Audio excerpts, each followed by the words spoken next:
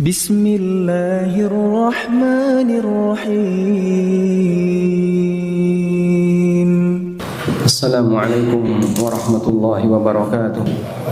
Innal hamdalillah nahmaduhu wa nasta'inuhu wa nastaghfiruh wa na'udzu billahi min shururi anfusina wa sayyiati a'malina. May yahdihillahu fala mudhillalah wa may yudlil fala hadiyalah. Wa ashhadu an la ilaha illallah wahdahu la syarika lah wa ashhadu anna Muhammadan abduhu wa rasuluh. Ya ayyuhalladzina amanu taqullaha haqqa tuqatih wa la tamutunna illa wa antum muslimun.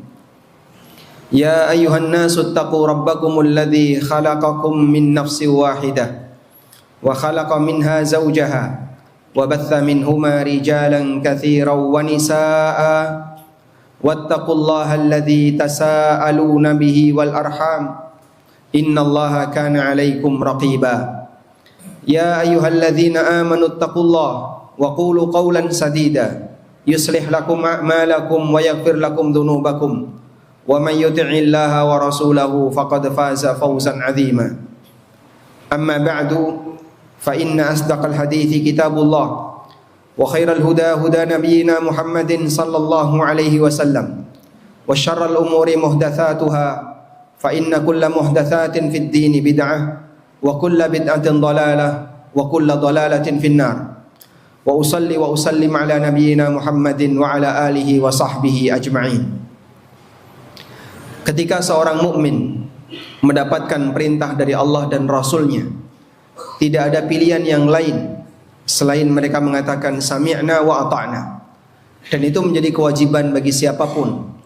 Allah Subhanahu wa taala berfirman, "Innama kana qaulal mu'minin idza du'u ila Allah wa rasulih liyahkuma bainahum ay yaqulu sami'na wa ata'na."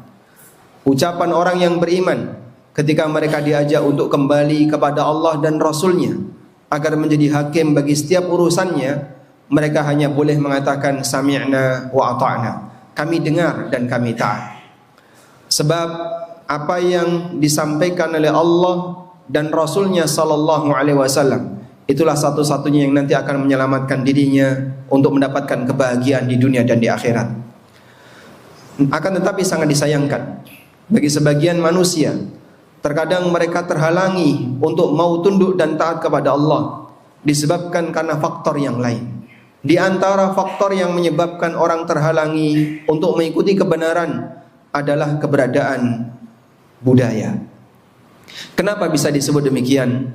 Dalam pengalaman sejarah para nabi, perjalanan hidup manusia ketika mereka berinteraksi dengan para nabi, salah satu di antara penghalang mereka mau taat kepada para nabi adalah karena mereka punya alasan, kami sudah punya budaya. Sehingga para nabi dianggap sebagai musuh budaya. Para nabi dianggap sebagai orang yang menentang budaya, dan mereka menganggap bahwasanya peninggalan leluhur yang itu menjadi budaya yang telah mereka lestarikan sebelumnya itu lebih baik daripada ajaran para nabi. Allah Subhanahu wa taala berfirman di surat Al-Baqarah, "Wa idza qila lahum ittabi'u ma anzalallah," apabila mereka diperintahkan untuk mengikuti, ittabi'u ma anzalallah, ikutilah apa yang telah Allah turunkan. Qalu, maka mereka mengatakan, bal nattabi'u ma alfaina alaihi aba'ana, kami mengikuti apa yang kami jumpai dari leluhur kami, apa yang kami dapatkan dari leluhur kami. Maka Allah Subhanahu wa taala meluruskan pemahaman semacam ini dengan mengatakan, awalau kana aba'uhum la ya'qiluna syai'an wa la yahtadun. Apakah bapak mereka itu seorang nabi? Apakah leluhur mereka itu mendapatkan hidayah? Apakah leluhur mereka dapat wahyu? Sampai kemudian mereka harus mengikuti perkataan leluhur dan mengesampingkan apa yang disampaikan oleh Allah Subhanahu wa taala dan Rasulnya. Di ayat yang lain di surat Al-Maidah, Allah Subhanahu wa taala berfirman, "Wa idza qila lahum ta'alu ila ma anzalallahu wa ila ar-rasul." Apabila dikatakan kepada mereka, "Ta'alu ila ma anzalallah," mari kita mengikuti apa yang Allah turunkan. Wa ila ar-rasul, dan mari kita mengikuti apa yang disampaikan oleh Rasul. Qalu, mereka mengatakan, hasbuna ma wajadna alaihi aba'ana, kami mencukupkan diri kami dengan apa yang kami jumpai dari ajaran leluhur dan nenek moyang kami. Ajaran leluhur dan nenek moyang yang sudah menjadi tradisi dan budaya bagi mereka ternyata menjadi penghalang bagi mereka untuk mengikuti kebenaran. Kondisi semacam ini diceritakan oleh Allah bahkan menjadi bagian dari kebiasaan musuh para nabi. Sampai di surat Az-Zukhruf Allah Subhanahu wa taala berfirman, "Wa kadzalika ma arsalna min qablika fi qaryatin min nadhirin." Demikianlah ma arsalna min qablika, tidaklah kami mengutus min nadhirin, seorang utusan sebelum kamu, fi qaryatin, di setiap daerah manapun, illa qala mutrafuha, maka orang-orang pembesar di daerah itu akan mengatakan, inna wajadna aba'ana ala ummatin, kami jumpai leluhur kami ala ummatin, mereka sudah berada di atas agama tertentu, wa inna ala atharihim muqtadun, dan kami mengikuti jejak dari peninggalan mereka.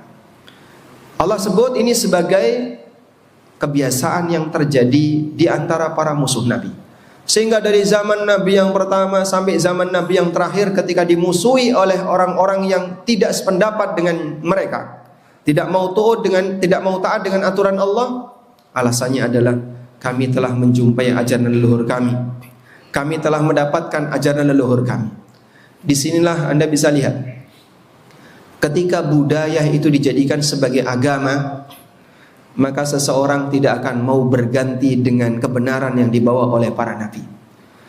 Karena itu jamaah yang dimuliakan Allah Subhanahu wa taala, salah satu di antara bahaya saat orang terlalu fanatik dengan budaya tertentu, fanatik dengan tradisi tertentu, meskipun tradisi itu menyimpang, sampai pada titik dia berani menolak kebenaran. Padahal yang membawa kebenaran bukan manusia biasa. Yang membawa kebenaran ini adalah manusia pilihan yang diutus oleh Allah dengan membawa wahyu. Kita tidak boleh bernasib seperti ini. Karena itulah berbudaya diperbolehkan, tapi jangan sampai menjadikan budaya sebagaimana layaknya agama. Kapan sebuah budaya dijadikan sebagai layaknya agama? Ada beberapa indikator di mana seorang manusia menjadikan budaya sebagaimana layaknya agama. Yang pertama, budaya dijadikan sebagai saingan agama, sehingga saat ada ajaran agama yang itu datang dari dalil baik Al-Quran maupun hadis yang sahih, dia tolak ajaran agama itu dan lebih berpihak kepada budaya. Ini sebagaimana beberapa ayat yang tadi kita singgung. Saat mereka diperintahkan untuk mengikuti apa yang telah Allah turunkan, mereka lebih memilih hasbuna ma wajadna alaihi aba'ana, kami lebih memilih terhadap apa yang telah kami jumpai dari peninggalan leluhur-leluhur kami. Ini indikator pertama. Seorang menjadikan budaya sebagaimana layaknya agama ketika budaya itu dipakai untuk menolak kebenaran agama. Yang kedua, seseorang menjadikan budaya sebagaimana layaknya agama ketika budaya itu dijadikan sebagai alasan pembenar untuk membela kesalahan, sehingga mereka tahu bahwasanya ini adalah perbuatan yang salah.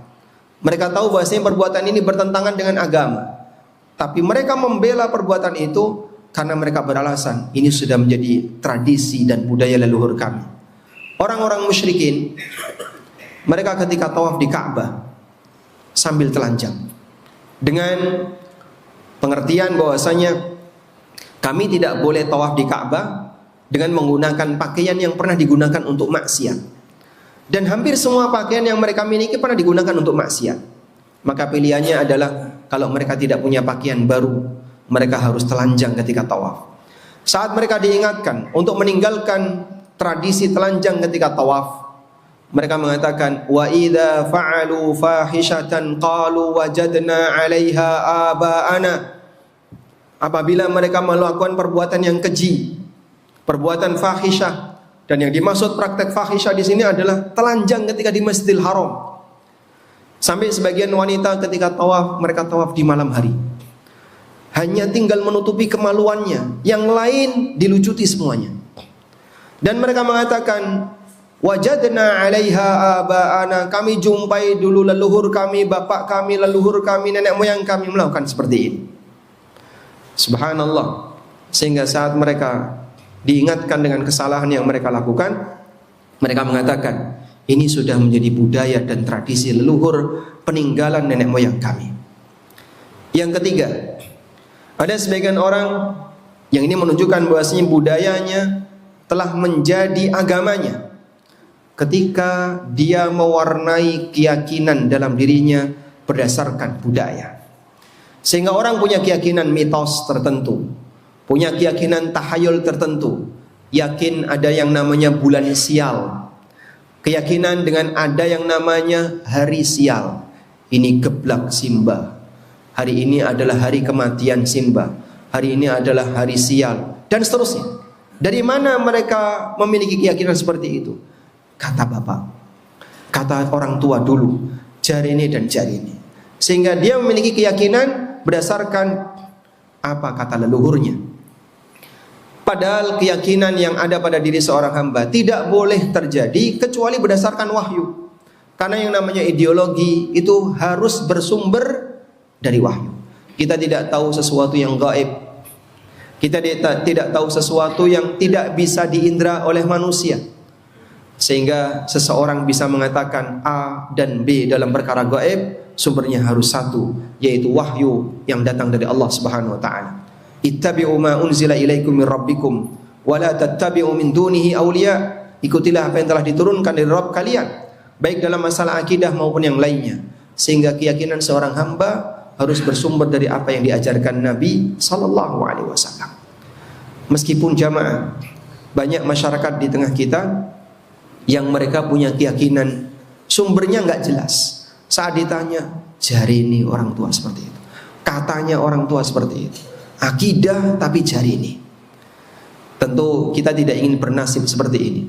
Karena itulah Rasulullah sallallahu alaihi wasallam pada saat beliau diutus oleh Allah, beberapa keyakinan jahiliyah yang itu berasal dari pemahaman jahiliyah dihapuskan oleh Nabi sallallahu alaihi wasallam.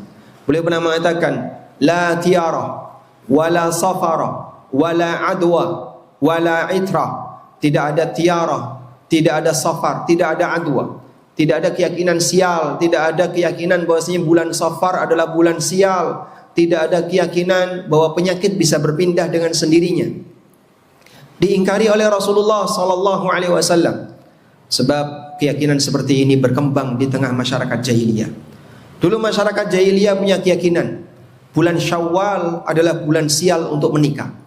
Aisyah radhiyallahu anha mengatakan, kana Nabi sallallahu alaihi wasallam yankihu azwajahu fi Syawal wa yadkhulu bi fi Syawal. Nabi sallallahu alaihi wasallam menikahi para istrinya di bulan Syawal, dan beliau berkumpul dengan aku juga di bulan Syawal.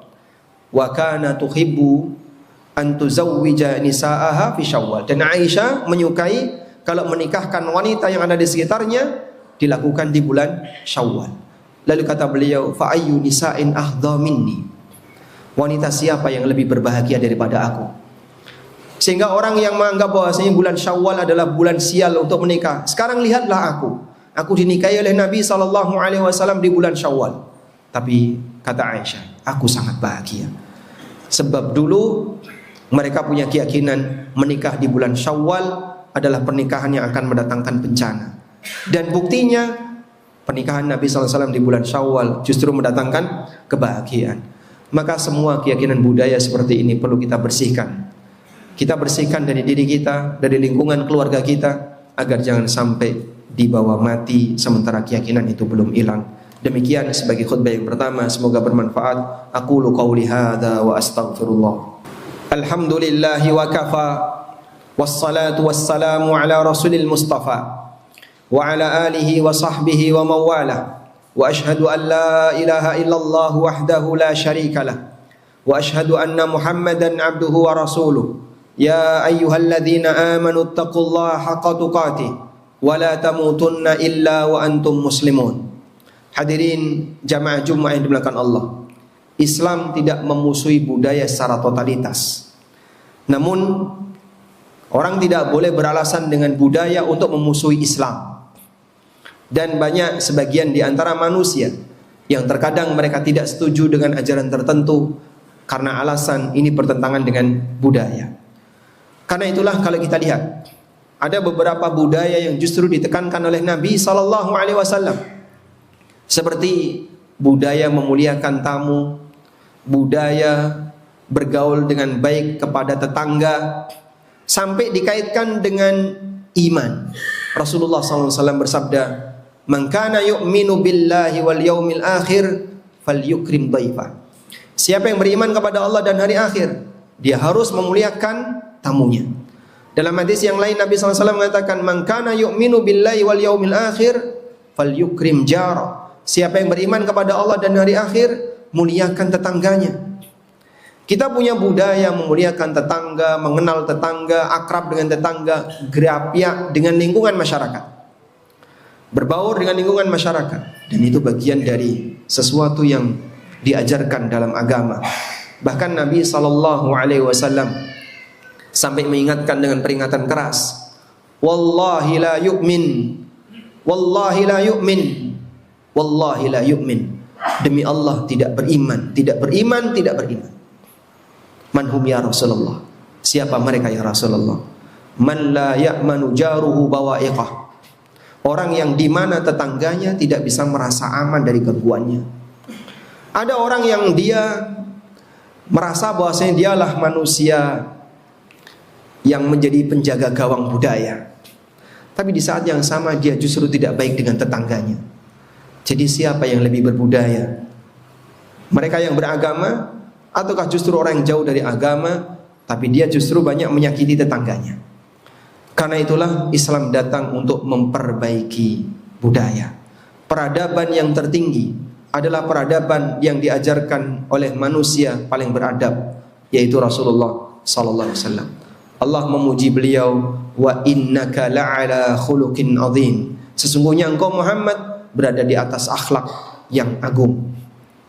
Sehingga akhlaknya Nabi SAW bagian dari mukjizat beliau. Sehingga saat kita mengajak masyarakat untuk meniru beliau, kita memperbaiki budaya yang ada di lingkungan masyarakat. Semoga Allah Subhanahu wa ta'ala menjadikan kita sebagai hambanya yang selalu istiqamah dalam memperbaiki umat setahap demi setahap, mengajak mereka untuk lebih berperadaban, peradaban yang sesuai dengan apa yang disyariatkan oleh Allah, memperbaiki umat dengan meninggalkan aneka pelanggaran seperti pelanggaran syirik dan aneka keyakinan yang tidak ada dasarnya. Allahumma salli ala Muhammad wa ala ali Muhammad kama sallaita ala Ibrahim wa ala ali Ibrahim innaka Hamidum Majid. Allahumma ighfir lil mu'minina wal mu'minat wal muslimina wal muslimat al ahya'i minhum wal amwat innaka sami'un qaribun mujibu da'awat ya qadiyal hajat. Rabbana ighfir lana wa li ikhwanina alladhina sabaquna bil iman wa la taj'al fi qulubina ghillan lil ladzina amanu Rabbana innaka raufur rahim. Allahumma inna nas'aluka al huda wat tuqa wal afafa wal ghina. Rabbana atina fid dunya hasanah wa fil akhirati hasanah wa qina adzabannar. Wa sallallahu ala nabiyyina Muhammadin wa ala alihi wa sahbihi wa sallam.